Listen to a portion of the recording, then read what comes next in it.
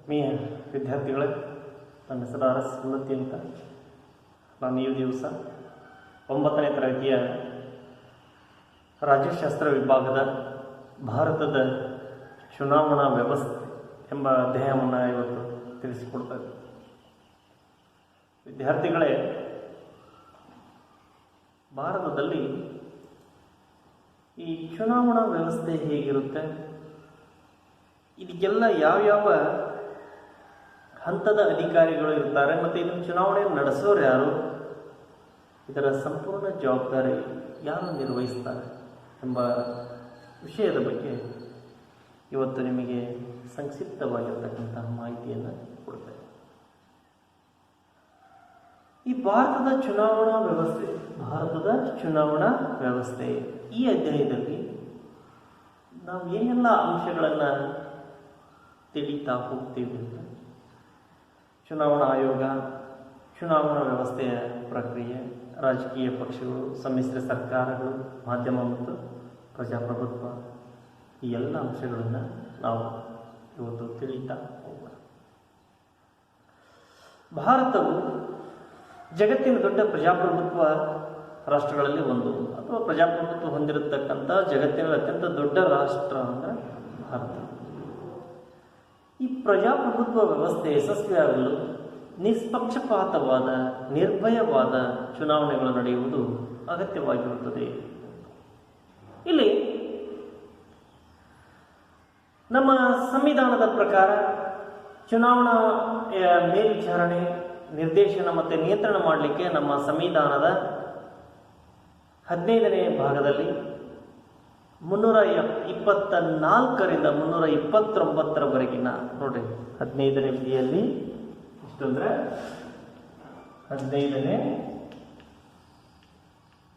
ವಿಧಿಯಲ್ಲಿ 324ರಿಂದ 329ರವರೆಗೆ 324ರಿಂದ 329ರವರೆಗೆ ವಿಧಿಗಳನ್ನು ಅಳವಡಿಸಲಾಗಿದೆ.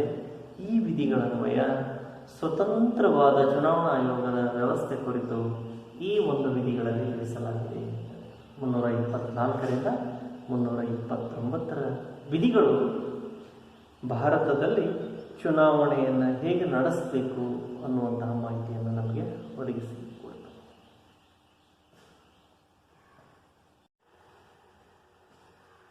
ಹೀಗೆ ಈ ಚುನಾವಣಾ ಆಯೋಗ ಒಂದು ಅಖಿಲ ಭಾರತ ಸಂಸ್ಥೆಯಾಗಿದೆ ಅಂತ ಹೇಳ್ಬೋದು. ಅಂದರೆ ಕೇಂದ್ರ ಮತ್ತು ರಾಜ್ಯಗಳ ಚುನಾವಣೆಗಳ ಜವಾಬ್ದಾರಿಯನ್ನು ಹೊಂದಿರುತ್ತದೆ. ಕೇಂದ್ರ ಇರ್ಬೋದು, ರಾಜ್ಯ ಇರ್ಬೋದು, ಇವುಗಳ ಚುನಾವಣಾ ಜವಾಬ್ದಾರಿಯನ್ನು ಹೊಂದಿರತಕ್ಕಂಥದ್ದು ಯಾವುದಪ್ಪ ಅಂತಂದರೆ ಈ ಚುನಾವಣಾ ಆಯೋಗ. ವಿಧಿ 324ಕ್ಕೆ ಮತ್ತು ZA ಅನ್ವಯ ರಾಜ್ಯ ಚುನಾವಣಾ ಆಯೋಗವು ಸ್ಥಳೀಯ ಸಂಸ್ಥೆಗಳ ಚುನಾವಣೆಯನ್ನು ನಡೆಸುತ್ತೆ ಅಂತೇಳಿ. ಹಾಗೆ ಚುನಾವಣಾ ಆಯೋಗದ ರಚನೆಯನ್ನು ನಾವು ನೋಡಿದಾಗ ಸಂವಿಧಾನದ ವಿಧಿ 324 ಚುನಾವಣಾ ಆಯೋಗದ ರಚನೆ ಕುರಿತು ಮಾಹಿತಿಯನ್ನು ನಮಗೆ ತಿಳಿಸುತ್ತೆ. ಹಾಗೆ ಭಾರತ ಚುನಾವಣಾ ಆಯೋಗ 1950ರಂದು ಹಾಗೆ ಜನವರಿ 25ರಂದು ಏನಾಗಿದೆ ಅಂದರೆ ಸ್ಥಾಪನೆ ಆಗಿದೆ. ಈ ದೇಶದ ಸಂವಿಧಾನ ರಚನೆ ಆಗೋದಕ್ಕಿಂತ ಒಂದು ದಿವಸ ಮೊದಲು ಭಾರತ ಚುನಾವಣಾ ಆಯೋಗ 1950 ಜನವರಿ 25ರಂದು ಏನಾಯಿತು ಅಂದರೆ ಇದು ಸ್ಥಾಪನೆ ಆಯಿತು. ಪ್ರಾರಂಭದಲ್ಲಿ ಒಬ್ಬ ಮುಖ್ಯ ಚುನಾವಣಾ ಆಯುಕ್ತರನ್ನು ಮಾತ್ರ ಒಳಗೊಂಡಿತ್ತು. ಮೊದಲಿಗೆ ಒಬ್ಬರೇ ಒಬ್ಬರು ಮುಖ್ಯ ಚುನಾವಣಾ ಆಯುಕ್ತರಿದ್ದರು. 1989ರಲ್ಲಿ ಸಂವಿಧಾನದ 61ನೇ ತಿದ್ದುಪಡಿ ಅನ್ವಯ ಸಾರ್ವತ್ರಿಕ ವಯಸ್ಕ ಮತದಾನದ ವಯಸ್ಸನ್ನು, ಅಂದರೆ ಸಾರ್ವತ್ರಿಕ ಮತದಾನದ ವಯಸ್ಸನ್ನು 21ರಿಂದ 18ನೇ ವರ್ಷಕ್ಕೆ ಕಡಿಮೆಗೊಳಿಸಲಾಯಿತು ಅಂತ ಹೇಳ್ತಾರೆ. 21ರಿಂದ 18ನೇ ವರ್ಷಕ್ಕೆ ಏನು ಮಾಡಿದ್ರು ಅಂದರೆ ಕಡಿಮೆಗೊಳಿಸಲಾಯಿತು. ಇದರಿಂದಾಗಿ ಚುನಾವಣಾ ಆಯೋಗದ ಕಾರ್ಯನಿರ್ವಹಣೆ ಏನಾಯಿತು ಅಂದ್ರೆ ಬಹಳಷ್ಟು ಹೆಚ್ಚಳವಾಯಿತು. ಚುನಾವಣಾ ಆಯೋಗದ ಕಾರ್ಯನಿರ್ವಹಣೆ ಏನಾಯಿತು, ಬಹಳಷ್ಟು ಹೆಚ್ಚಳವಾಯಿತು. ಹಾಗಾಗಿ ಮುಖ್ಯ ಚುನಾವಣಾ ಆಯುಕ್ತರ ಜೊತೆಗೆ ಇತರೆ ಇಬ್ಬರು ಚುನಾವಣಾ ಆಯುಕ್ತರನ್ನ ಏನು ಮಾಡಿದ್ರು ಅಂದರೆ ನೇಮಕ ಮಾಡಿದರು. ಒಟ್ಟು 3 ಜನ ಆಯುಕ್ತರನ್ನ ನೇಮಕ ಮಾಡಲಾಯಿತು ಅಂತ. ಇಲ್ಲಿ 1990ರಲ್ಲಿ ಅಂದರೆ 1990ರಲ್ಲಿ ಏನು ಮಾಡಲಾಯಿತು ಅಂದರೆ ಚುನಾವಣಾ ಆಯುಕ್ತರನ್ನ ತೆಗೆದುಹಾಕಲಾಯಿತು. ಇಬ್ಬರೂ ಚುನಾವಣಾ ಆಯುಕ್ತರನ್ನ ತೆಗೆದುಹಾಕಲಾಯಿತು. ಏನು ಮಾಡಿದ್ರಲ್ಲ 3 ಜನ, ಆ 3 ಜನರಲ್ಲಿ ಇಬ್ಬರನ್ನ ತೆಗೆದುಹಾಕಲಾಯಿತು.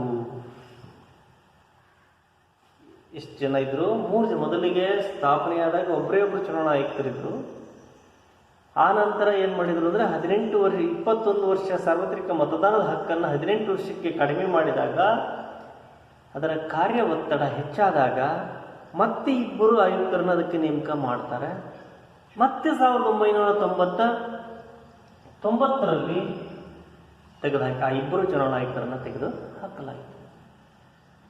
ಹಾಗೆ 1993ರಿಂದ ಚುನಾವಣಾ ಆಯೋಗವು ಒಬ್ಬ ಚುನಾವಣಾ ಆಯುಕ್ತರು ಮತ್ತು ಇತರೆ ಇಬ್ಬರು ಚುನಾವಣಾ ಆಯುಕ್ತರನ್ನ ಒಳಗೊಂಡಿರುತ್ತದೆ. ಮತ್ತೆ ಒಂದು ಆಯೋಗವು ಒಬ್ಬ ಮುಖ್ಯ ಚುನಾವಣಾ ಆಯುಕ್ತ ಹಾಗೂ ಇತರೆ ಚುನಾವಣಾ ಆಯುಕ್ತರನ್ನ ಹೊಂದಿದೆ. ಒಬ್ಬರು ಮುಖ್ಯ ಇರ್ತಾರೆ, ಹಾಗೆ ಇನ್ನಿಬ್ಬರು ಇತರೆ ಆಯುಕ್ತರು ಇರ್ತಾರೆ. ಈ 3 ಚುನಾವಣಾ ಆಯುಕ್ತರು ಸಮಾನವಾದ ಅಧಿಕಾರವನ್ನು ಹೊಂದಿರುತ್ತಾರೆ. 3 ಆಯುಕ್ತರು ಏನು ಮಾಡಿದ್ದಾರೆ ಅಂದರೆ ಸಮಾನವಾಗಿರತಕ್ಕಂಥ ಅಧಿಕಾರವನ್ನು ಹೊಂದಿದ್ದಾರೆ. ಇನ್ನು ಚುನಾವಣಾ ಆಯುಕ್ತರಲ್ಲಿ ಭಿನ್ನಾಭಿಪ್ರಾಯಗಳುಂಟಾದರೆ, ನೋಡಿ, ಚುನಾವಣಾ ಆಯುಕ್ತರಲ್ಲಿ ಭಿನ್ನಾಭಿಪ್ರಾಯಗಳುಂಟಾದರೆ ಬಹುಮತದ ಮೂಲಕ ನಿರ್ಣಯ ಕೈಗೊಳ್ಳಲಾಗುತ್ತದೆ. ಚುನಾವಣಾ ಆಯುಕ್ತರಲ್ಲಿ ಭಿನ್ನಾಭಿಪ್ರಾಯಗಳುಂಟಾದರೆ ಬಹುಮತದ ಮೂಲಕ ನಿರ್ಣಯ ಕೈಗೊಳ್ಳಲಾಗುತ್ತದೆ. ರಾಷ್ಟ್ರಪತಿ ಚುನಾವಣಾ ಆಯುಕ್ತರನ್ನು ನೇಮಕ ಮಾಡುತ್ತಾರೆ. ಯಾರು ಚುನಾವಣಾ ಆಯುಕ್ತರನ್ನು ನೇಮಕ ಮಾಡ್ತಾರೆ ಅಂದರೆ ರಾಷ್ಟ್ರಪತಿಗಳು ಚುನಾವಣಾ ಆಯುಕ್ತರನ್ನು ನೇಮಕ ಮಾಡುತ್ತಾರೆ. ಅವರ ಅಧಿಕಾರಾವಧಿ 6 ವರ್ಷಗಳು ಅಥವಾ ತಮ್ಮ 65ನೇ ವಯಸ್ಸನ್ನು ಹೊಂದುವವರೆಗೂ ಇವುಗಳಲ್ಲಿ ಪ್ರಥಮವಾಗುವುದನ್ನು ಪರಿಗಣಿಸಲಾಗುತ್ತದೆ. ಚುನಾವಣಾ ಆಯುಕ್ತರಾಗಿ ಅಧಿಕಾರ ವಹಿಸಿಕೊಂಡ ನಂತರ 6 ವರ್ಷಗಳ ಕಾಲ ಅವರು ಅಧಿಕಾರದಲ್ಲಿ ಇರ್ತಾರೆ. ಒಂದು ವೇಳೆ ಅದಕ್ಕಿಂತ ಮುಂಚೆ ಅವ್ರಿಗೆ 65 ವರ್ಷ ಆಗಿದ್ರೆ ಅವರು ನಿವೃತ್ತಿಯನ್ನು ಹೊಂದಬೇಕಾಗುತ್ತೆ. 6 ವರ್ಷನಾಗಿರಬೇಕು, ಇಲ್ಲ ಆತನಿಗೆ ನೇಮಕವಾದ ನಂತರ 65 ವರ್ಷ ತುಂಬಿರಬೇಕು. ಇದರಲ್ಲಿ ಯಾವುದು ಮೊದಲು ಬರುತ್ತೋ ಅದನ್ನು ಪರಿಗಣಿಸಲಾಗುತ್ತೆ. ಇವರು ಯಾವುದೇ ಸಮಯದಲ್ಲಿ ರಾಷ್ಟ್ರಪತಿಗೆ ರಾಜೀನಾಮೆಯನ್ನು ನೀಡಬಹುದಾಗಿದೆ. ಇವರನ್ನು ಯಾವುದೇ ಸಂದರ್ಭದಲ್ಲಾದರೂ ರಾಷ್ಟ್ರಪತಿಗಳಿಗೆ ಇವರು ಏನು ಮಾಡಬಹುದು, ಇವರು ರಾಜೀನಾಮೆಯನ್ನು ಕೊಡಬಹುದು.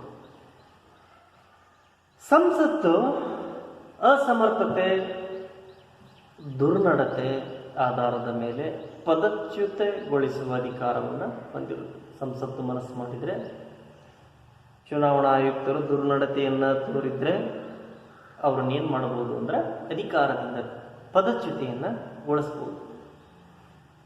ಚುನಾವಣಾ ಆಯೋಗ, ಎಲೆಕ್ಷನ್ ಕಮಿಷನ್ ಆಫ್ ಇಂಡಿಯಾ, ಭಾರತೀಯ ನಿರ್ವಾಚನ ಆಯೋಗ, ಚುನಾವಣಾ ಆಯೋಗ, election commission of India, ECI, election commission of India. ಚುನಾವಣಾ ಆಯೋಗವು ರಾಷ್ಟ್ರಪತಿ, ಉಪರಾಷ್ಟ್ರಪತಿ, ರಾಜ್ಯಸಭೆ, ಲೋಕಸಭೆ, ವಿಧಾನ ಪರಿಷತ್ತು, ವಿಧಾನಸಭೆಗಳ ಚುನಾವಣೆಗಳನ್ನು ನಡೆಸುತ್ತೆ. ನೋಡಿ, ಇವರನ್ನು ಆಯುಕ್ತರ ನೇಮಕ ಮಾಡೋರು ರಾಷ್ಟ್ರಪತಿಗಳಾಗಿದ್ದರೂ ಸಹ ರಾಷ್ಟ್ರಪತಿಗಳ ಚುನಾವಣೆಯನ್ನು ಮಾಡೋರು ಇವರೇ. ಯಾರು? ಚುನಾವಣಾ ಆಯೋಗ. ಚುನಾವಣಾ ದಿನಾಂಕ ನಿಗದಿಪಡಿಸುವುದರಿಂದ ಫಲಿತಾಂಶವನ್ನು ಪ್ರಕಟಗೊಳಿಸುವವರೆಗಿನ ಅವಧಿಯಲ್ಲಿ ಸಂಪೂರ್ಣ ಅಧಿಕಾರವನ್ನು ಚುನಾವಣಾ ಆಯೋಗ ಹೊಂದಿರುತ್ತೆ. ಈ ಅವಧಿಯನ್ನು ನೀತಿ ಸಂಹಿತೆ ಅವಧಿ ಏನಂತ ಕರೀತಾರೆ ಅಂದರೆ ನೀತಿ ಸಂಹಿತೆ ಅವಧಿ ಅಂತ ಕರೀತಾರೆ. ಹಾಗೆ ಚುನಾವಣೆಗಳನ್ನು ನಡೆಸಲಿಕ್ಕೆ ಚುನಾವಣಾ ಆಯೋಗಕ್ಕೆ ತನ್ನದೇ ಆದ ಸಿಬ್ಬಂದಿಯನ್ನು ಹೊಂದಿರುವುದಿಲ್ಲ. ನೋಡ್ರಿ, ಒಂದು ವಿಶೇಷ ಏನಪ್ಪಾ ಅಂದರೆ, ಚುನಾವಣಾ ಆಯೋಗ ಎಲೆಕ್ಷನ್ ಅಂದ್ರೆ ಚುನಾವಣೆಯನ್ನು ನಡೆಸಲಿಕ್ಕೆ ಅದಕ್ಕೆ ತನ್ನದೇ ಆಗಿರತಕ್ಕಂಥ ಸಿಬ್ಬಂದಿ ಇಲ್ಲ. ಏನು ಮಾಡುತ್ತೆ ಅದು? ಚುನಾವಣಾ ಆಯೋಗವು ರಾಷ್ಟ್ರಪತಿಯ ಅನುಮತಿಯನ್ನು ಪಡೆದು, ನೋಡಿ, ಚುನಾವಣಾ ಆಯೋಗ ರಾಷ್ಟ್ರಪತಿಯವರ ಅನುಮತಿಯನ್ನು ಪಡೆದು ರಾಜ್ಯ ಸರ್ಕಾರದ ಸಿಬ್ಬಂದಿಯನ್ನು ತನ್ನ ಚುನಾವಣಾ ಸಿಬ್ಬಂದಿಯಾಗಿ ನೇಮಕ ಮಾಡಿಕೊಳ್ಳುತ್ತದೆ. ಸಂವಿಧಾನದಲ್ಲಿ ಅದಕ್ಕೆ ಅವಕಾಶವನ್ನು ನೀಡಲಾಗಿದೆ. ರಾಷ್ಟ್ರಪತಿಗೆ ಅದರ ಅಧಿಕಾರವನ್ನು ನೀಡಲಾಗಿದೆ. ಆ ರಾಷ್ಟ್ರಪತಿಗೆ ಅಧಿಕಾರ ನೀಡಿರೋದ್ರಿಂದ ಚುನಾವಣಾ ಆಯೋಗ ರಾಷ್ಟ್ರಪತಿಯವರ ಅನುಮತಿಯನ್ನ ಪಡೆದುಕೊಂಡು ಚುನಾವಣಾ ಸಂದರ್ಭದಲ್ಲಿ ರಾಜ್ಯ ಸರ್ಕಾರದ ಸಿಬ್ಬಂದಿಯನ್ನ ತಾನು ನೇಮಕ ಮಾಡಿಕೊಂಡು ಆ ಸಿಬ್ಬಂದಿಯಿಂದ ಚುನಾವಣಾ ಕಾರ್ಯವನ್ನು ನಿರ್ವಹಿಸುತ್ತೆ ಚುನಾವಣಾ ಆಯೋಗ. ಇನ್ನು ರಾಷ್ಟ್ರಪತಿ ಹೇಳಿದೆ, ಉಪರಾಷ್ಟ್ರಪತಿ ಚುನಾವಣೆ, ರಾಜ್ಯಸಭೆ, ವಿಧಾನಸಭೆ, ವಿಧಾನ ಪರಿಷತ್ತು ಇವನ್ನ ಚುನಾವಣಾ ಆಯೋಗ ಮಾಡುತ್ತೆ ಅಂತ ಹೇಳಿದೆ. ಸರಿ, ನೆಕ್ಸ್ಟು ಪಂಚಾಯತ್ ಹಾಗೂ ಪೌರ ಸಂಸ್ಥೆಗಳ ಚುನಾವಣೆಯನ್ನು ಯಾರು ಮಾಡ್ತಾರೆ? ಜಿಲ್ಲಾ ಪಂಚಾಯತಿ, ತಾಲೂಕ್ ಪಂಚಾಯಿತಿ, ಪೌರ ಸಂಸ್ಥೆಗಳ ಚುನಾವಣೆಯನ್ನು ಯಾರು ಮಾಡ್ತಾರೆ? ಯಾರು ಮಾಡ್ತಾರೆ ಅಂದರೆ ರಾಜ್ಯ ಚುನಾವಣಾ ಆಯೋಗಗಳು ನಡೆಸ್ತಾರೆ. ರಾಜ್ಯದಲ್ಲಿರ್ತಕ್ಕಂಥ ಚುನಾವಣಾ ಆಯೋಗ ಮಾಡುತ್ತೆ. ಸಂವಿಧಾನದ ವಿಧಿ 324ಕೆ ನೋಡಿ, ಸಂವಿಧಾನದ ವಿಧಿ 324ಕೆ ಮತ್ತು ZA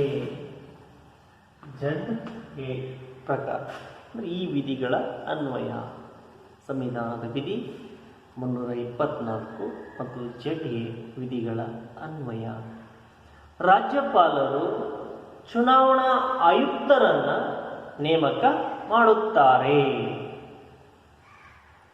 ಕರ್ನಾಟಕದಲ್ಲಿ ಕರ್ನಾಟಕ ಗ್ರಾಮ ಸ್ವರಾಜ್ಯ ಮತ್ತು ಪಂಚಾಯತ್ ರಾಜ್ಯ ಅಧಿನಿಯಮ 1993ರಲ್ಲಿನ ಪ್ರಕರಣ 308ರ ಅನ್ವಯ ನೋಡಿ, ಕರ್ನಾಟಕದಲ್ಲಿ ಕರ್ನಾಟಕ ಗ್ರಾಮ ಸ್ವರಾಜ್ಯ ಮತ್ತು ಪಂಚಾಯತ್ ರಾಜ್ಯ ಅಧಿನಿಯಮ 1993ರಲ್ಲಿ ಪ್ರಕರಣ 308ರ ಅನ್ವಯ ರಾಜ್ಯ ಚುನಾವಣಾ ಆಯೋಗವನ್ನು ಹೊಂದಲಾಗಿದ್ದು, ಇದು ರಾಜ್ಯದ ಸ್ಥಳೀಯ ಸಂಸ್ಥೆಗಳ ಚುನಾವಣೆಗಳನ್ನು ಯಶಸ್ವಿಯಾಗಿ ನಡೆಸುತ್ತಾ ಬಂದಿದೆ. ಚುನಾವಣಾ ಕ್ಷೇತ್ರಗಳು ಅಂತ ಮಾಡ್ತಾರೆ. ಚುನಾವಣಾ ಕ್ಷೇತ್ರಗಳು ಯಾವ ರೀತಿ ಮಾಡ್ತಾರೆ? ಚುನಾವಣಾ ಕ್ಷೇತ್ರಗಳನ್ನು ಚುನಾವಣೆಯ ಉದ್ದೇಶಕ್ಕಾಗಿ ದೇಶ ಮತ್ತು ರಾಜ್ಯವನ್ನು ಚಿಕ್ಕ ಚಿಕ್ಕ ಚುನಾವಣಾ ವಿಭಾಗಗಳಾಗಿ ವಿಭಾಗಿಸಿ ಅವುಗಳನ್ನು ಚುನಾವಣಾ ಕ್ಷೇತ್ರಗಳಂತ ಕರೀತಾರೆ. ಅವುಗಳನ್ನ ಏನಂತ ಕರೀತಾರೆ ಅಂದರೆ ಚುನಾವಣಾ ಕ್ಷೇತ್ರಗಳು ಅಂತ ಕರೀತಾರೆ. ಚುನಾವಣಾ ಕ್ಷೇತ್ರಗಳು ಯಾವ ಚುನಾವಣಾ ಕ್ಷೇತ್ರಗಳು ನೋಡಿ, ಚುನಾವಣೆಯ ಉದ್ದೇಶಕ್ಕಾಗಿ ದೇಶ ಮತ್ತು ರಾಜ್ಯವನ್ನು ಚಿಕ್ಕ ಚಿಕ್ಕ ಚುನಾವಣಾ ವಿಭಾಗಗಳಾಗಿ ವಿಂಗಡಿಸಿ ಅಥವಾ ವಿಭಾಗಿಸಿ ಅವುಗಳನ್ನು ಚುನಾವಣಾ ಕ್ಷೇತ್ರಗಳಂತೇಳಿ ಏನು ಮಾಡ್ತಾರೆ ಅಂದರೆ ಕರೀತಾರೆ. ಅವುಗಳನ್ನು ಏನಂತ ಕರೀತಾರೆ? ಚುನಾವಣಾ ಕ್ಷೇತ್ರಗಳು ಅಂತ ಕರೀತಾರೆ. ಈ ಚುನಾವಣಾ ಕ್ಷೇತ್ರಗಳು ಜನಸಂಖ್ಯೆ ಆಧಾರಿತವಾಗಿವೆ. ಅಂದರೆ ಜನಸಂಖ್ಯೆಯನ್ನು ಆಧಾರವಾಗಿಟ್ಟುಕೊಂಡು ವಿಂಗಡಣೆಯನ್ನು ಮಾಡ್ತಾರೆ. ಒಂದು ಲೋಕಸಭಾ ಕ್ಷೇತ್ರ, ಎರಡನೆಯದು ವಿಧಾನಸಭಾ ಚುನಾವಣಾ ಕ್ಷೇತ್ರ. ಈ ಚುನಾವಣಾ ಕ್ಷೇತ್ರಗಳಲ್ಲಿ ನಾವು ಏನು ಮಾಡೋದು? ಎರಡು ವಿಧಗಳನ್ನು ಕಾಣ್ತೀವಿ. ಒಂದು ಲೋಕಸಭಾ ಕ್ಷೇತ್ರ, ಇನ್ನೊಂದು ಯಾವುದು ವಿಧಾನಸಭಾ ಕ್ಷೇತ್ರ. ಮೊದಲನೆಯದು ಲೋಕಸಭಾ ಚುನಾವಣಾ ಕ್ಷೇತ್ರ. ಲೋಕಸಭಾ ಚುನಾವಣಾ ಕ್ಷೇತ್ರ. ಈ ಚುನಾವಣಾ ಕ್ಷೇತ್ರಗಳಿಂದ ಆಯ್ಕೆಗೊಂಡ ಅಭ್ಯರ್ಥಿಗಳು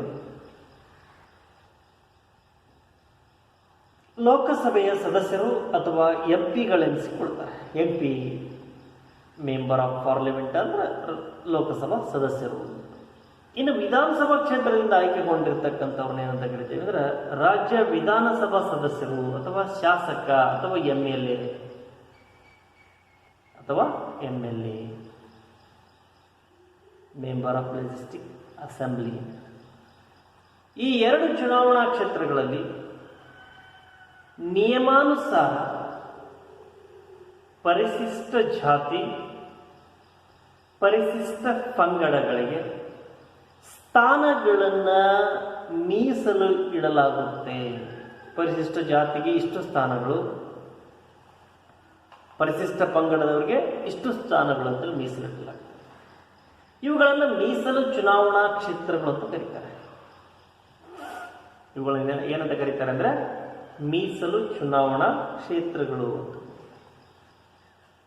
ಇನ್ನು ಮತದಾನ ಮಾಡುವವರ ಹೆಸರು ಹಾಗೂ ಕೆಲವು ವಿವರಗಳನ್ನು ಒಳಗೊಂಡಿರುವ ಪಟ್ಟಿಯನ್ನ ಮತದಾರರ ಪಟ್ಟಿ ಅಂತ ಕರೀತಾರೆ. ನೋಡಿ, ಈ ಚುನಾವಣಾ ಕ್ಷೇತ್ರ ಆಯಿತು. ಇವಾಗ ಯಾರು ಚುನಾವಣೆಯಲ್ಲಿ ಭಾಗವಹಿಸ್ತಾರೆ, ಮತ ಹಾಕಲಿಕ್ಕೆ ಯಾರು ಹೋಗ್ತಾರೆ ಅಂದ್ರೆ ಒಂದು ಮತದಾರರ ಪಟ್ಟಿ ಅಂತ ಇರುತ್ತೆ. ಒಂದು ಮತದಾರರ ಪಟ್ಟಿ. ಆ ಮತದಾರರ ಪಟ್ಟಿಯಲ್ಲಿ ಆ ವ್ಯಕ್ತಿಯ ಹೆಸರಿದ್ದರೆ ಮಾತ್ರ ಅವನು ವೋಟ್ ಹಾಕ್ಲಿಕ್ಕೆ ಅರ್ಹತೆಯನ್ನು ಪಡ್ಕೊಳ್ತಾನೆ. ಮತದಾರರ ಪಟ್ಟಿಯನ್ನ ಚುನಾವಣಾ ಆಯೋಗವು ಚುನಾವಣೆಗಿಂತ ಮುಂಚಿತವಾಗಿಯೇ ಸಿದ್ಧಪಡಿಸಿಕೊಳ್ಳುತ್ತದೆ. ಮತದಾರರ ಪಟ್ಟಿಯನ್ನು ಚುನಾವಣಾ ಆಯೋಗವು ಚುನಾವಣೆಗಿಂತ ಮುಂಚಿತವಾಗಿಯೇ ಸಿದ್ಧಪಡಿಸಿಕೊಳ್ಳುತ್ತದೆ. ಮತದಾರರ ಪಟ್ಟಿಯು ಪ್ರತಿ ವರ್ಷ ಏನಾಗುತ್ತೆ ಅಂದ್ರೆ ಪರಿಷ್ಕೃತಗೊಳ್ಳುತ್ತೆ. ಸತ್ತವರ ಹೆಸರನ್ನು ತೆಗೆದುಹಾಕ್ತಾ ಇದೆ, ಹೊಸದಾಗಿ ಸೇರ್ಪಡೆಗೊಳ್ಳೋರನ್ನು ಸೇರಿಸ್ತಾ ಇದೆ, ಬೇರೆ ಕಡೆಯಿಂದ ವರ್ಗಾವಣೆಗೊಂಡಿರ್ತಕ್ಕಂಥವರನ್ನು ಸಹ ಅಲ್ಲಿ ಸೇರಿಸಿಕೊಳ್ತಾರೆ. ಪರಿಷ್ಕೃತಗೊಳ್ಳುವ ಸಂದರ್ಭದಲ್ಲಿ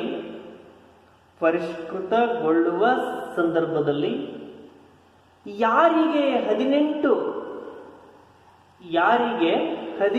ವರ್ಷಗಳು ತುಂಬಿರುತ್ತವೋ ಅವರ ಹೆಸರುಗಳನ್ನು ಪಟ್ಟಿಗೆ ಹೊಸದಾಗಿ ಸೇರ್ಪಡೆ ಮಾಡಿಕೊಂಡು, ಯಾರು ಮರಣ ಹೊಂದಿರುತ್ತಾರೋ ಅಂತವರ ಹೆಸರುಗಳನ್ನು ಪಟ್ಟಿಯಿಂದ ತೆಗೆದುಹಾಕುವಂತಹ ಕೆಲಸವನ್ನು ಇದು ಮಾಡುತ್ತೆ.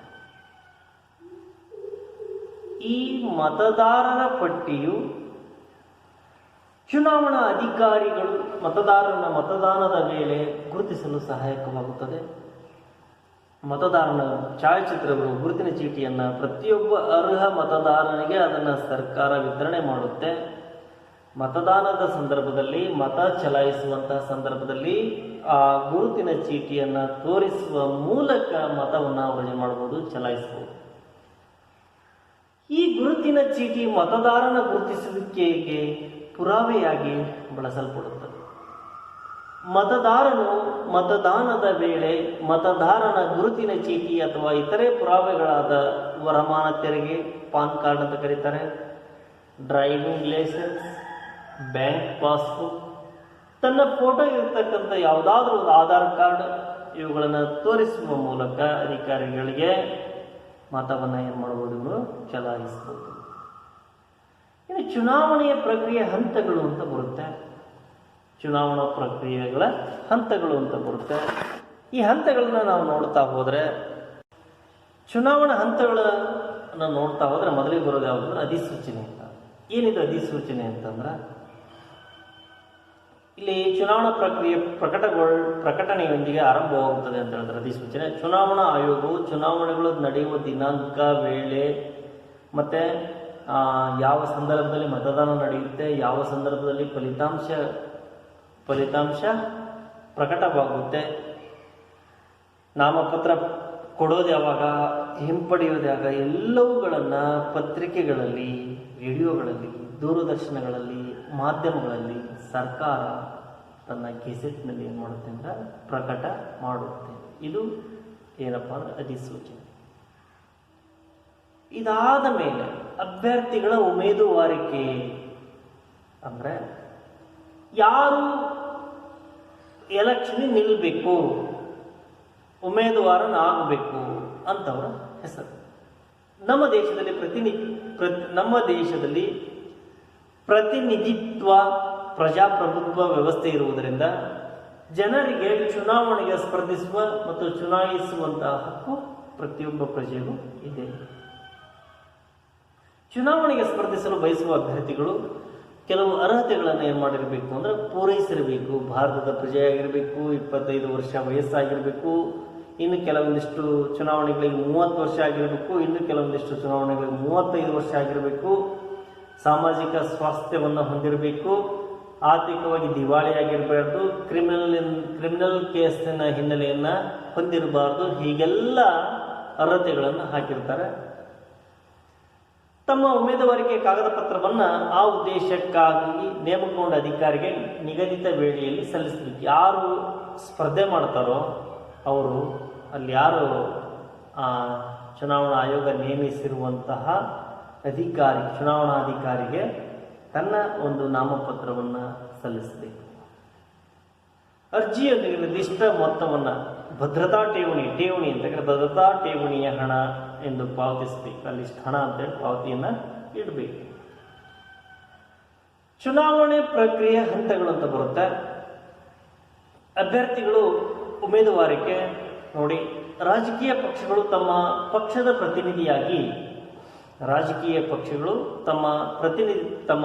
ಪ್ರತಿನಿಧಿಯಾಗಿ ಚುನಾವಣೆಯಲ್ಲಿ ಸ್ಪರ್ಧಿಸಲು ಅಭ್ಯರ್ಥಿಯೊಬ್ಬರನ್ನು ಆಯ್ಕೆ ಮಾಡುತ್ತದೆ.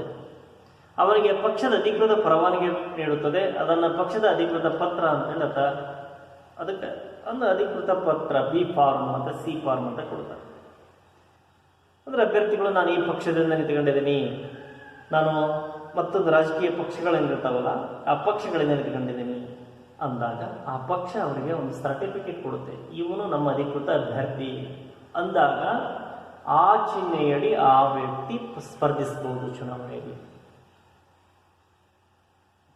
ಇನ್ನು ಕೆಲವೊಮ್ಮೆ ಅಭ್ಯರ್ಥಿಗಳಿಗೆ ಹೆಚ್ಚು ಮತ ಪಡೆಯುವಂತೆ ಮಾಡುವಲ್ಲಿ ಅಭ್ಯರ್ಥಿಗಳು ಪಕ್ಷವು ಹಾಗೂ ಪಕ್ಷದ ಅಧಿಕೃತ ಪ್ರಧಾನ ಪಾತ್ರವನ್ನು ವಹಿಸುತ್ತದೆ. ಯಾವ ಪಕ್ಷನೂ ಕೆಲವೊಂದು ವ್ಯಕ್ತಿಗಳಿಗೆ ಯಾವ ಪಕ್ಷನೂ ಸಹ ಅಧಿಕೃತವಾಗಿ ಯಾರನ್ನು ನೇಮಕ ಮಾಡಿದ ನಂತರ ಇನ್ನೂ ಉಳಿದವರು ಸ್ವತಂತ್ರವಾಗಿ ಸ್ಪರ್ಧೆಯನ್ನು ಮಾಡಬಹುದು. ಪಕ್ಷದಿಂದಲೇ ನಿಲ್ಲಬೇಕು ಅಂತ ಏನಿಲ್ಲ. ಅವರಿಗೆ ಇಷ್ಟ ಬಂದವರು ಏನು ಮಾಡ್ಬೋದು ಅಂದರೆ ನಮಗೆ ಸ್ವತಂತ್ರವಾಗಿ ಸ್ಪರ್ಧೆಯನ್ನು ಮಾಡ್ಬೋದು.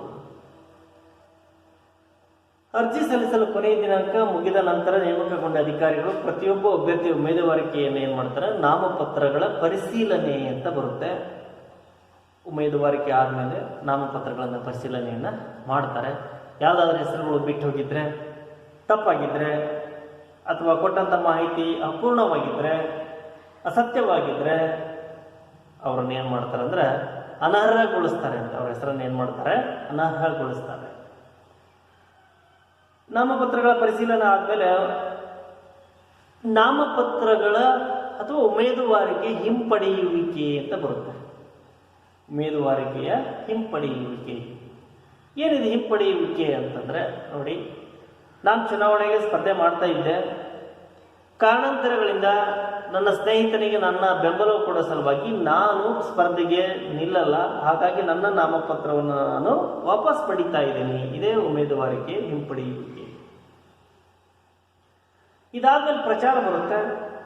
ಪ್ರತಿಯೊಬ್ಬ ಅಭ್ಯರ್ಥಿಯು ತನ್ನ ರಾಜಕೀಯ ಹೆಸರಿರ್ತಕ್ಕಂಥ ವ್ಯಕ್ತಿಗಳನ್ನು ತನ್ನ ಕ್ಷೇತ್ರಕ್ಕೆ ಕರೆಸಿಕೊಂಡು ಅವ್ರ ಮುಖಾಂತರ ಪ್ರಚಾರನ ಮಾಡ್ತಾನೆ, ತಾನೂ ಪ್ರಚಾರ ಮಾಡ್ತಾನೆ, ಮನೆಗೆ ಹೋಗಿ ಭೇಟಿ ಕೊಡ್ತಾನೆ. ಚುನಾವಣೆ 48 ಗಂಟೆ, ಇನ್ನು ಮುಂದೆ 48 ಗಂಟೆ ಐತಿ ಅಂದ್ರೆ ಇನ್ನು 2 ದಿನ ಐತಿ ಅಂದಾಗ 48 ಗಂಟೆಗಳ ಮುಂಚಿತವಾಗಿ ಬಾಹ್ಯ ಪ್ರಚಾರ ಏನಾಗುತ್ತೆ, ಮುಕ್ತಾಯಗೊಳ್ಳುತ್ತೆ. ಬಹಿರಂಗ ಪ್ರಚಾರ ಅಂತ ಕರೀತಾರೆ. ಬಹಿರಂಗ ಪ್ರಚಾರ ಮುಕ್ತಾಯಗೊಳ್ಳುತ್ತೆ.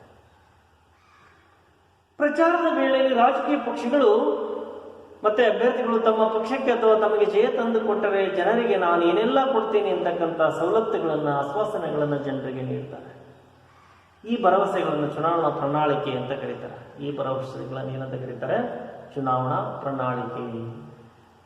ಈ ಅವಧಿಯಲ್ಲಿ ಸಾರ್ವಜನಿಕ ಸಭೆಗಳು ಮನೆ ಮನೆಗೆ ತೆರಳಿ ಮತಯಾಚಿಸುವ ಮೂಲಕ ಧ್ವಜಗಳು, ನಿಶಾನೆಗಳು, ಬಟ್ಟೆಯಿಂದ ತಯಾರಾದ ತೋರಣಗಳು, ಗೋಡೆ ಪತ್ರಿಕೆಗಳು ಇವೆಲ್ಲವುಗಳನ್ನು ಜನಸಾಮಾನ್ಯರಿಗೆ ತಲುಪಿಸುವ ಮೂಲಕ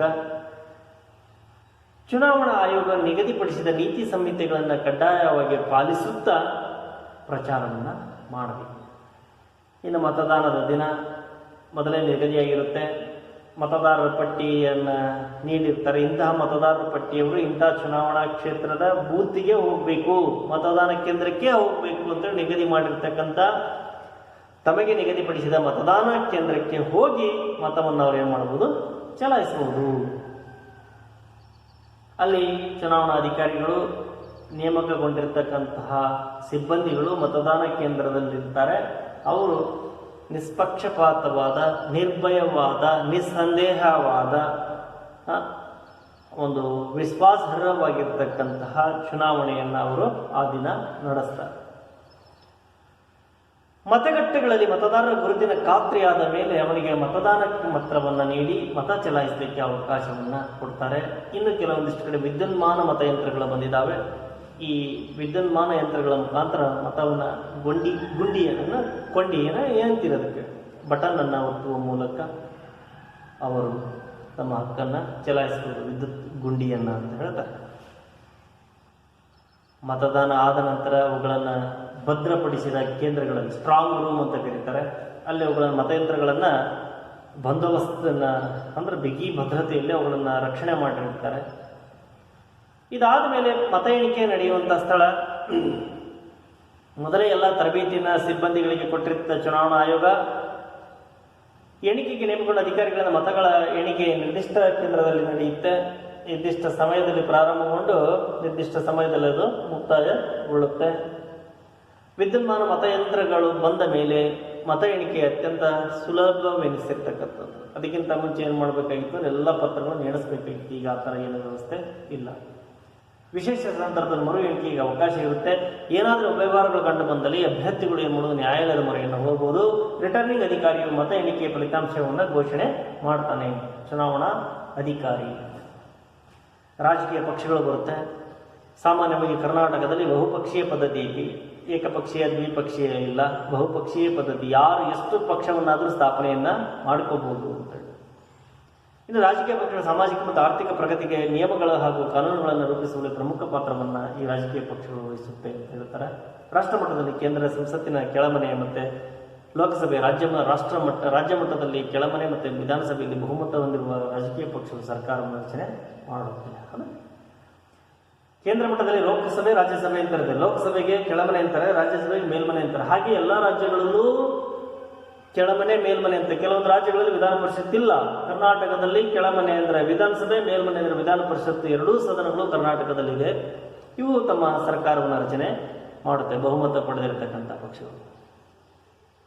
ಇನ್ನು ಯಾವ ಪಕ್ಷ ಬಹುಮತ ಪಡುತ್ತೋ ಅದು ಆಡಳಿತ ಪಕ್ಷ ಆಗುತ್ತೆ.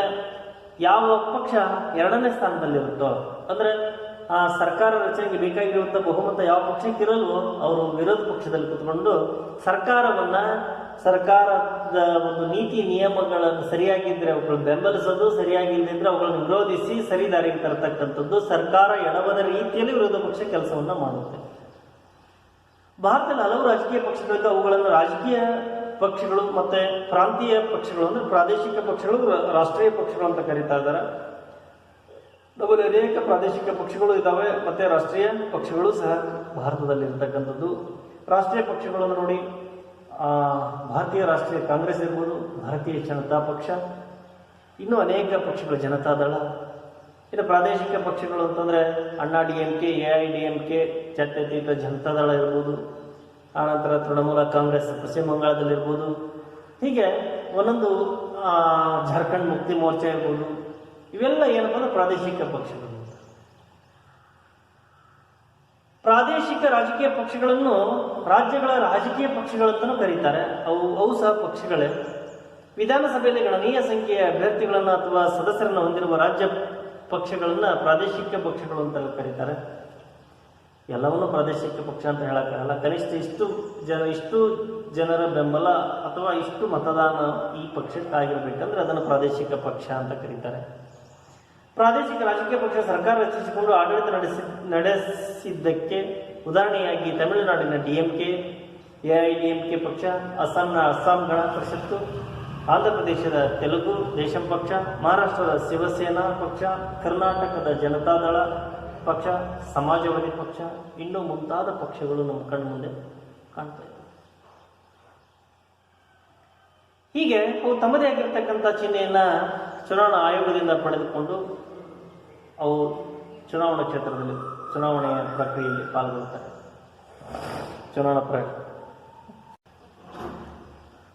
ಬಹುಮತ ಪಡೆದಿರ್ತಕ್ಕಂಥ ಪಕ್ಷ ಸರ್ಕಾರವನ್ನು ರಚನೆ ಮಾಡುತ್ತೆ. ಇನ್ನು ಏನಾದರೂ ಯಾವುದೇ ಪಕ್ಷಕ್ಕೆ ಬಹುಮತ ಬರದೇ ಇದ್ದರೆ ಅತಂತ್ರ ಲೋಕಸಭೆ ಅಥವಾ ಅತಂತ್ರ ವಿಧಾನಸಭೆಗೊಂಡಾಗ ಅಲ್ಲಿ ಸಮ್ಮಿಶ್ರ ಸರ್ಕಾರಗಳೇನಾಗ್ತಾ ಇದ್ದ ರಚನೆ ಆಗ್ತವೆ. ಸಮ್ಮಿಶ್ರ ಸರ್ಕಾರಗಳಿಗೆ ಏನಾಗ್ತಾ ಇದ್ದ ರಚನೆ ಆಗ್ತವೆ. ಕರ್ನಾಟಕದಲ್ಲಿ ಯಡಿಯೂರಪ್ಪ ಮತ್ತು ಕುಮಾರಸ್ವಾಮಿ ಸರ್ಕಾರ, ಹಾಗೆ ಕುಮಾರಸ್ವಾಮಿ ಮತ್ತು ಕಾಂಗ್ರೆಸ್ ಸರ್ಕಾರ, ಇನ್ನು ಅನೇಕ ಸರ್ಕಾರಗಳು ಏನಾಗಿತ್ತು ಅಂದರೆ ಈಗ ಸಮ್ಮಿಶ್ರಗೊಂಡು ರಚನೆ ಆಗಿದೆ. ಧರ್ಮಸಿಂಗ್ ಕಾಲದಲ್ಲೊಂದೂ ಇತ್ತು. ಕೆಲವೊಮ್ಮೆ ಚುನಾವಣೆಗೆ ಮುಂಚಿತವಾಗಿಯೇ 2 ಅಥವಾ 2ಕ್ಕಿಂತ ಹೆಚ್ಚು ಪಕ್ಷಗಳು ಕೂಡಿಕೊಂಡು ಸ್ಥಾನ ಹಂಚಿಕೆಯನ್ನು ಮಾಡಿಕೊಂಡು ಚುನಾವಣೆ ಜಂಟಿಯಾಗಿ ಸ್ಪರ್ಧಿಸುತ್ತವೆ ಅಂತಲೇ ಹೇಳ್ಬೋದು. ಇದು ಮತದಾನದ ಪೂರ್ವ ಮೈತ್ರಿ, ಆ ನಂತರ ಮತದಾನದ ನಂತರ ಮೈತ್ರಿ. ಇನ್ನು ಕೆಲವೊಂದಿಷ್ಟು ಸಂದರ್ಭದಲ್ಲಿ ಯಾವುದೇ ಪಕ್ಷ ಸರ್ಕಾರದಲ್ಲಿ ಸೇರಿಕೊಳ್ಳದೆ ಬಾಹ್ಯ ಬೆಂಬಲವನ್ನು ಏನು ಮಾಡ್ಬೋದು, ಕೊಡಬಹುದು. ಇದಾದ್ಮೇಲೆ ಬರೋದು ಸಾರ್ವಜನಿಕ ಅಭಿಪ್ರಾಯ ಅಂತ ಬರುತ್ತೆ. ಸಾಮಾನ್ಯ ಪ್ರಜೆಯೊಬ್ಬ ತನಗೆ ಸಂಬಂಧಿಸಿದ ನಿರ್ದಿಷ್ಟ ವಿಷಯವೊಂದಕ್ಕೆ ತನ್ನ ಅಭಿಪ್ರಾಯವನ್ನು ವ್ಯಕ್ತಪಡಿಸುವುದೇ ಸಾರ್ವಜನಿಕ ಅಭಿಪ್ರಾಯ. ಅಂದರೆ ಸಾರ್ವಜನಿಕರು ತಮಗೆ ಸಂಬಂಧಿಸಿದ ನಿರ್ದಿಷ್ಟ ವಿಷಯವೊಂದಕ್ಕೆ ತನ್ನ ಅಭಿಪ್ರಾಯವನ್ನು ವ್ಯಕ್ತಪಡಿಸುವುದೇ ಸಾರ್ವಜನಿಕ ಅಭಿಪ್ರಾಯ. ಸರ್ಕಾರವು ಸಾರ್ವಜನಿಕರ ಅಭಿಪ್ರಾಯಗಳ ಆಧಾರದ ಮೇಲೆ ನಿಯಮಗಳನ್ನು ರೂಪಿಸುತ್ತದೆ. ಸರ್ಕಾರಗಳು ಸಾರ್ವಜನಿಕ ಅಭಿಪ್ರಾಯಗಳ ಆಧಾರದ ಮೇಲೆ ನಿಯಮಗಳನ್ನು ಏನು ಮಾಡುತ್ತೆ, ರೂಪಿಸುತ್ತೆ. ಇಂತಹ ಸಾರ್ವಜನಿಕ ಅಭಿಪ್ರಾಯಗಳು ವಿಷಯಾಧಾರಿತವಾಗಿ ಕಾಲಕಾಲಕ್ಕೆ ಬದಲಾಗುವ ಸಾಧ್ಯತೆಗಳಿವೆ. ಇಂತಹ ಸಾರ್ವಜನಿಕ ಅಭಿಪ್ರಾಯಗಳು ವಿಷಯಾಧಾರಿತವಾಗಿ ಕಾಲಕಾಲಕ್ಕೆ ಬದಲಾಗುವ ಸಾಧ್ಯತೆಗಳು ಜಾಸ್ತಿ ಇರುತ್ತೆ. ಇನ್ನು ಮಾಧ್ಯಮ ಮತ್ತು ಪ್ರಜಾಪ್ರಭುತ್ವ ಬರುತ್ತೆ. ಪ್ರಸ್ತುತ ದಿನಂಪ್ರತಿ ಘಟಿಸುತ್ತಿರುವ ಘಟನೆಗಳು ಮಾಹಿತಿಗಳನ್ನು ಮಾಧ್ಯಮವು ಒದಗಿಸುತ್ತದೆ. ಮಾಧ್ಯಮಗಳು ಸರ್ಕಾರದ ಯೋಜನೆಗಳು ಮತ್ತು ನಿಯಮಗಳನ್ನು ಜನರಿಗೆ ತಿಳಿಸುವಂತಹ ಕೆಲಸವನ್ನು ಮಾಡುತ್ತೆ. ಸರ್ಕಾರ ದಾರಿ ತಪ್ಪಿದಾಗ ಸರ್ಕಾರವನ್ನು ಎಚ್ಚರಿಸುವಂತಹ ಕೆಲಸವನ್ನು ಈ ಮಾಧ್ಯಮಗಳು ಮಾಡುತ್ತೆ. ಸರ್ಕಾರದ ಕಾರ್ಯವೈಖರಿಗಳು, ಸರ್ಕಾರದ ನೀತಿ ನಿಯಮಗಳು, ಸರ್ಕಾರದ ಸವಲತ್ತುಗಳು, ಸರ್ಕಾರದ ಯೋಜನೆಗಳನ್ನು ಜನಸಾಮಾನ್ಯರಿಗೆ ತಲುಪಿಸುವಂತಹ ಕೆಲಸವನ್ನು ಇವು ಮಾಧ್ಯಮಗಳು ಮಾಡುತ್ತವೆ. ಜನಸಾಮಾನ್ಯರಿಂದ ಎತ್ತಲ್ಪಟ್ಟ ವಿಷಯಗಳಿಗೆ ಜನಪ್ರತಿನಿಧಿಗಳು ಉತ್ತರಿಸುವಂತೆ ಮತ್ತು ಜವಾಬ್ದಾರರಾಗುವಂತೆ ಮಾಧ್ಯಮಗಳು ನೋಡಿಕೊಳ್ಳುತ್ತೆ. ಜನರ ಕಷ್ಟ ನೋವುಗಳನ್ನು ಸರ್ಕಾರದ ಮುಂದೆ ಮುಂದಿಡುವಂತಹ ಕೆಲಸವನ್ನು ಈ ಮಾಧ್ಯಮಗಳು ಮಾಡುತ್ತೆ. ಪತ್ರಿಕಾ ಮಾಧ್ಯಮ ದಿನಪತ್ರಿಕೆಗಳು ಮತ್ತು ನಿಯತಕಾಲಿಕೆಗಳನ್ನು ಒಳಗೊಂಡಿದ್ದು, ಭಾರತದಲ್ಲಿ ಈ ದಿನಪತ್ರಿಕೆಗಳು ಮತ್ತು ನಿಯತಕಾಲಿಕೆಗಳು ಕಡ್ಡಾಯವಾಗಿ ದಿನಪತ್ರಿಕಾ ನೋಂದಣಿ ಕಚೇರಿಯಲ್ಲಿ ಇವೇನಾಗಿರಬೇಕು ಅಂದರೆ ನೋಂದಣಿಯಾಗಿರಬೇಕು. ದಿನಪತ್ರಿಕೆಗಳ ಗುಣಮಟ್ಟ ಹೆಚ್ಚಿಸಲು ಮತ್ತು ಪತ್ರಿಕಾ ಸ್ವಾತಂತ್ರ್ಯ ರಕ್ಷಣೆಗಾಗಿ ಭಾರತೀಯ ಪತ್ರಿಕಾ ಪರಿಷತ್ ಎಂಬ ಸಂಸ್ಥೆಯನ್ನು ಭಾರತದಲ್ಲಿ ಏನು ಮಾಡಿದ್ದಾರೆ ಅಂದರೆ ಸ್ಥಾಪನೆಯನ್ನು ಮಾಡಿದ್ದಾರೆ. ಮಾಧ್ಯಮ ಕ್ಷೇತ್ರದಲ್ಲಿ ದೂರದರ್ಶನ, ರೇಡಿಯೋ, ಅಂತರ್ಜಾಲ ಇತ್ಯಾದಿ ವಿದ್ಯುನ್ಮಾನ ಮಾಧ್ಯಮಗಳು ಸಹ ಏನಾಗಿದೆ ಅಂದರೆ ಸೇರ್ಪಡೆಗೊಂಡಿರ್ತಕ್ಕಂಥದ್ದು. ಈ ವಿದ್ಯುನ್ಮಾನ ಮಧ್ಯವರ್ತಿಗಳು ಅಂದರೆ 1962ರಲ್ಲಿ ಬಾನುಲಿ ಪ್ರಸರಣ ಸಮಿತಿಯಡಿ ಕಾರ್ಯನಿರ್ವಹಿಸುತ್ತಿದ್ದು, ಜನಸಾಮಾನ್ಯರು, ಅಧಿಕಾರಿಗಳು ಮತ್ತು ಇತರೆ ನಾಯಕರುಗಳು ಅನೇಕ ಪ್ರಸಂಗಗಳಲ್ಲಿ ವಿಚಾರ ವಿನಿಮಯ ಮಾಡಿಕೊಳ್ಳಲು ಅವಕಾಶವನ್ನು ಕಲ್ಪಿಸಿ ಕೊಟ್ಟಿದೆ ಅಂತ ಹೇಳ್ಬೋದು. ಈ ರೀತಿಯಾಗಿ ಭಾರತದಲ್ಲಿರ್ತಕ್ಕಂತಹ ಚುನಾವಣಾ ವ್ಯವಸ್ಥೆ ಮತ್ತು ಮಾಧ್ಯಮಗಳು, ಜನಾಭಿಪ್ರಾಯ, ಈ ಎಲ್ಲ ಅಂಶಗಳನ್ನು ನೀವೆಲ್ಲ ತಿಳ್ಕೊಂಡಿದ್ದೀರಿ ಅಂತಕ್ಕಂಥ ಭಾವನೆಯನ್ನು ಹೊಂದುತ್ತಾ